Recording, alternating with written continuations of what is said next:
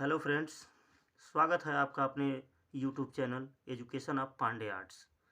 आज हम जानेंगे easy way to solve the narration direct into indirect speech.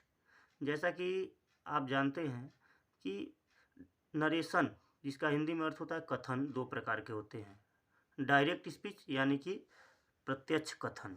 प्रत्यक्ष कथन अर्थात कोई व्यक्ति कोई किसी भी बात को कहता है तो वो डायरेक्टली उसी के शब्दों में अगर हम किसी तीसरे के बात को तीसरे व्यक्ति से जाके कहें तो वह होता है डायरेक्ट स्पीच।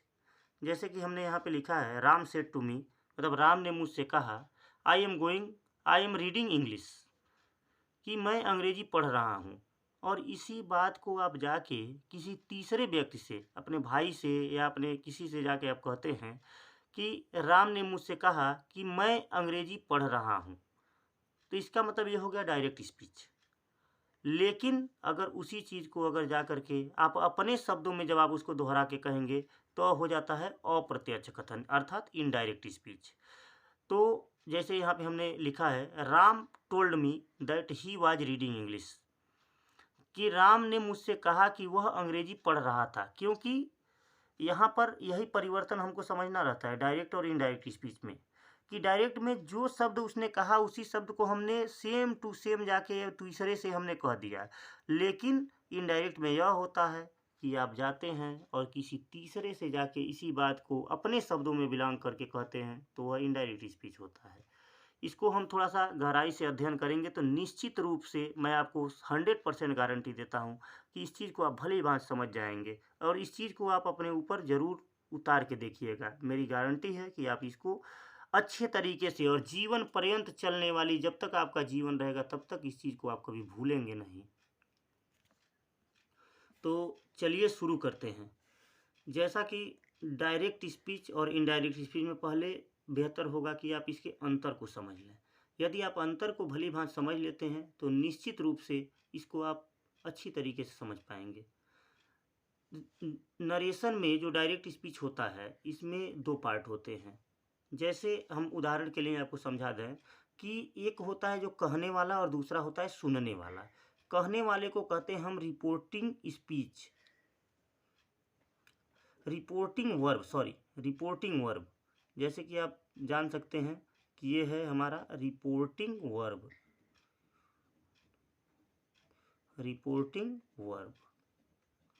और जो वह व्यक्ति कहता है उसको कहते हैं रिपोर्टेड स्पीच।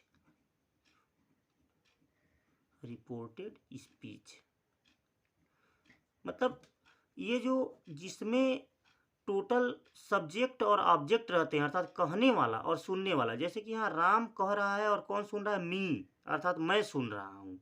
यहाँ पे कुछ भी हो सकता है। मी के अलावा मान लीजिए किसी का नाम है राम सेड टू श्याम हो सकता है, राम सेड टू मोहन हो सकता है। अर्थात कोई व्यक्ति कभी किसी से बात कहता तभी है जब कोई सुनने वाला हो। अकेले में यदि वो कहता है तो उसे तो पागल लोग कहेंगे। और जो बात कहता है उसको इन्वर्टेड कामा में यहाँ पे रखा जाता है। तो इसमें जो व्यक्ति कहता है उसको रिपोर्टिंग वर्ब कहते हैं और दूसरे पार्ट को रिपोर्टेड स्पीच कहते हैं। और सेम कंडीशन यही होता है कि आप रिपोर्टिंग वर्ब में कुछ परिवर्तन करते हैं और रिपोर्टेड स्पीच में कुछ परिवर्तन करते हैं, तब हमारा नरेशन टोटल कंप्लीट हो जाता है। और उससे पहले मैं आपको ये बता दूं कि यदि हमारा रिपोर्टिंग वर्ब अर्थात ये जो रिपोर्टिंग वर्ब है, जब यह केवल पास्ट टेंस में हो, पास्ट टेंस अर्थात भूतकाल में हो, तभी इसमें कोई परिवर्तन होता है, अन्यथा नहीं होता है। जैसे यहाँ सेड हो, जब भी सेड रहेगा तभी, अर्थात यह पास्ट टेंस में रहेगा तभी कोई परिवर्तन होगा, अन्यथा नहीं होगा। अर्थात ये प्रेजेंट अथवा फ्यूचर टेंस में अगर होता है तो रिपोर्टेड स्पीच के टेंस में कोई परिवर्तन नहीं होता है। मात्र ये इन्वर्टेड कामा के स्थान पे दैट कंजक्शन लगा करके हम इसको वाक्य को जोड़ देते हैं। मैं इन सभी चीज़ों को आपको भली भांति पार्ट वाइज बताने की कोशिश भरपूर करूँगा ताकि आप बेहतर तरीके से इसको समझ जाएँ। फिलहाल ये वीडियो थोड़ा लंबा होगा, इसलिए मैं आपको थोड़ा सा पहले अपना डिस्क्रिप्शन के लिए थोड़ा सा कुछ समझा देना चाहता हूँ। जैसे मान लीजिए कोई सेंटेंस है, यहाँ पे मैं आपको लिख रहा हूँ कि ही सेड टू राम।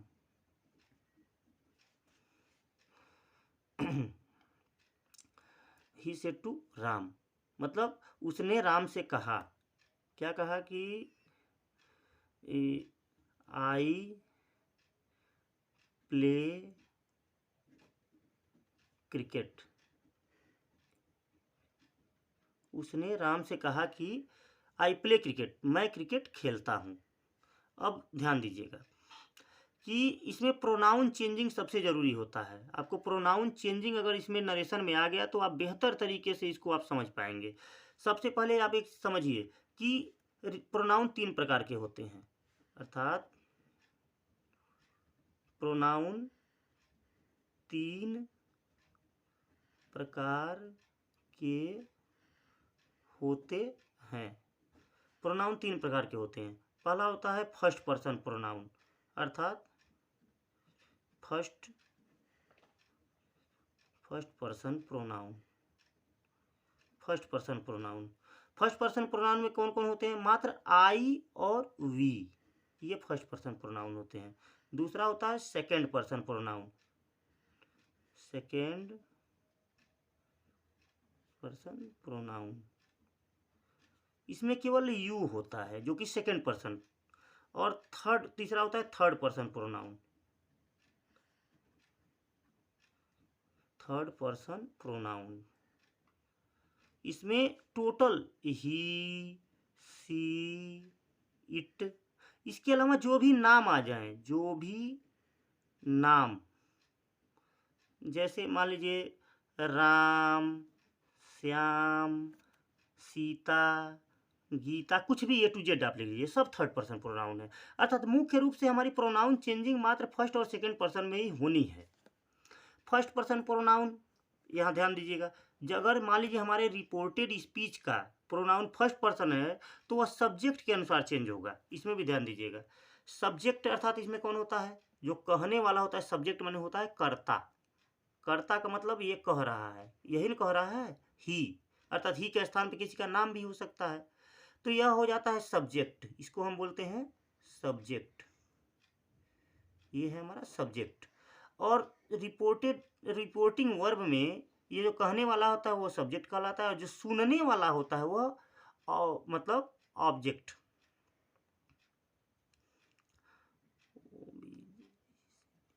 इसको हम बोलते हैं ऑब्जेक्ट। तो यहाँ पर फर्स्ट पर्सन अगर प्रोनाउन होता है तो रिपोर्टिंग वर्ब के सब्जेक्ट के अनुसार चेंजिंग होता है, और सेकेंड पर्सन जो प्रोनाउन होता है वो रिपोर्टिंग वर्ब के ऑब्जेक्ट के अनुसार चेंज होता है। ये ध्यान हमेशा रखिएगा। हम आपको और बेहतर बताएंगे, फिलहाल अभी एक इसको सॉल्व कर देंगे। जब धीरे धीरे आप अध्ययन करेंगे तो इसको आप भली भांति जान जाएंगे। ध्यान दीजिएगा, यहाँ पर हम पहले इसको ज्यों कहते हुए लिखेंगे, ही सेड टू को अगर पास्ट में है, अगर इसके साथ कोई ऑब्जेक्ट जुड़ा हुआ है तो इसको सेड टू को हम टोल्ड में बदल देते हैं, ही टोल्ड। अब यहाँ पे ये राम है तो इसको हम लिखेंगे, चूंकि नाउन है तो इसको कैपिटल लेटर से लिखेंगे, he told Ram. Said to total हमारा चेंज कर दिया टोल्ड में। अब यहाँ पे कामा, इन्वर्टेड कामा को हम हटाएंगे और यहाँ पे दैट कंजक्शन लगाएंगे, दैट। अब यहाँ पर आई, अब हमने यहाँ पे आपको समझा दिया था कि फर्स्ट पर्सन जो प्रोनाउन होते हैं, यहाँ पे मैं दोबारा लिख दे रहा हूँ कि ये होता है रिपोर्टिंग वर्ब,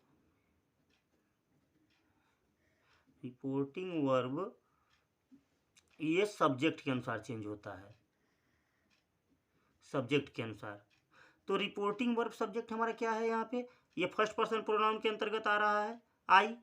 तो इसको हम किसके अनुसार चेंज करेंगे? ही के अनुसार।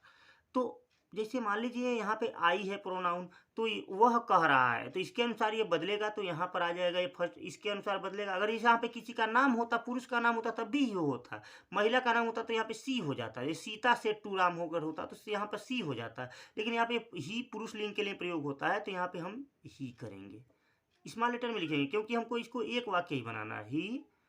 अब चूंकि ये प्रेजेंट इंडेफिनिट टेंस में है, ये ध्यान दीजिएगा, आई प्ले क्रिकेट, मैं क्रिकेट खेलता हूँ, तो आप इसको उसकी बात को जब दोहराएंगे तो ये पास्ट में बदल जाएगा। तो ही, ये प्ले का सेकेंड पास्ट इंडेफिनिट बदलेगा तो PLAYED, प्लेड क्रिकेट, ये आपका बन गया ये indirect. He told Ram that he played cricket. अब यहाँ पर आपने देखा होगा कि आई का ही कैसे हुआ, तो हम इसके अनुसार चेंज किए। अगर यहाँ पर मान लीजिए वी होता तब भी इसके अनुसार चेंज होता, क्योंकि ये दोनों फर्स्ट पर्सन प्रोनाउन है। अगर यू होता तो ये राम के अनुसार चेंज होता, तो राम के लिए भी ही हो जाता। चालू करो।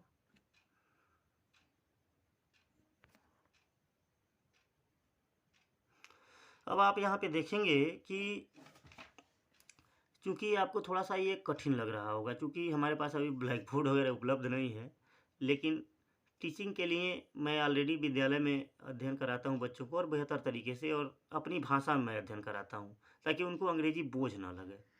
इसीलिए मैं आपसे दोबारा कहना चाहूँगा कि अगर किसी भी संबंध में अगर आपको कोई दिक्कत हो तो आप मुझे कमेंट कर सकते हैं। मैं उस पर आपको 100% गारंटी के साथ आपको उस पर सॉल्यूशन मैं दूंगा, उसको वीडियो मैं ज़रूर बनाऊंगा।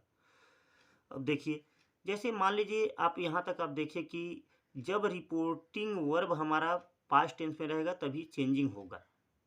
प्रेजेंट अथवा फ्यूचर टेंस में तो कोई चेंजिंग नहीं, मात्र दैट कंजक्शन लगता है। जैसे यहाँ देखिए, यहाँ पे हम आपको प्रेजेंट टेंस का एक उदाहरण देता हूँ कि यहाँ पे मैं किसी का नाम लिख देता हूँ, Ram says to Shyam, Shyam you are a good student. अब ध्यान दीजिए, ये क्या है, हमारा रिपोर्टिंग वर्ब जो है ये प्रेजेंट टेंस में है। ये किस में है?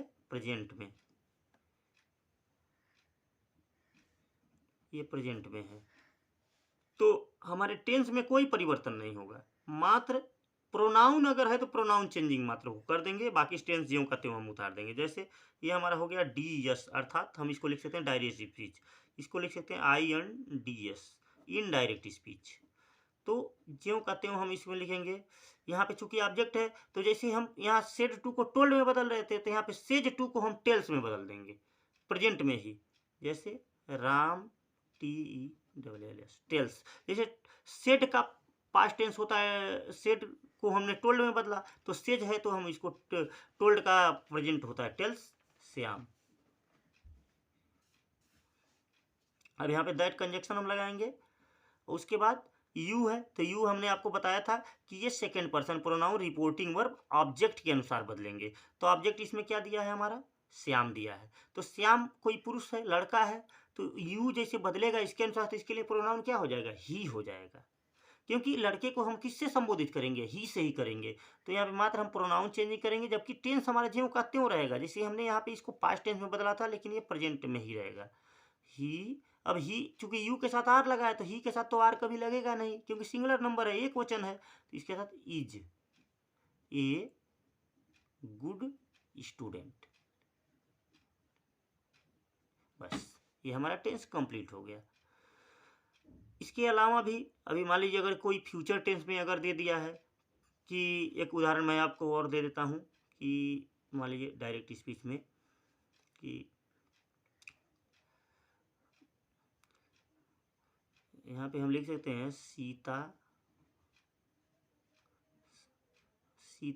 विल, सॉरी, हाँ, Sita will say to me Ram is a good player. यहाँ पे हमने इसको कर दिया। इसका इनडायरेक्ट स्पीच आप देखेंगे कि सीता ज्यों का त्यों हम लिखेंगे, सीता सेज, यहाँ पे Sita will say to me, यहाँ पे से की स्पेलिंग सॉरी हमने गलत दिया, से या say Y, Sita will say to me. तो सीता विल सहायक क्रिया चूंकि फ्यूचर टेंस की है, से टू को आप क्या करेंगे, यहाँ पे टेल में बदल देंगे। यहाँ पे हमने टेल्स लगाया था क्योंकि वो प्रेजेंट इंडिफिनिट टेंस का नियम है, यहाँ पे फ्यूचर इंडिफिनिट टेंस में ये था, तो इसलिए केवल टेल ही होगा, मी। यहाँ पे हमने दैट कंजक्शन लगाया। अब राम यहाँ पे क्या है, ये है हमारा थर्ड पर्सन प्रोनाउन है, और थर्ड पर्सन प्रोनाउन में हमने कहा था कि कोई भी हो तो इसमें कोई चेंजिंग, कोई परिवर्तन नहीं होता, ज्यों का त्यों उसको उतार दिया जाता है। Ram is a good player.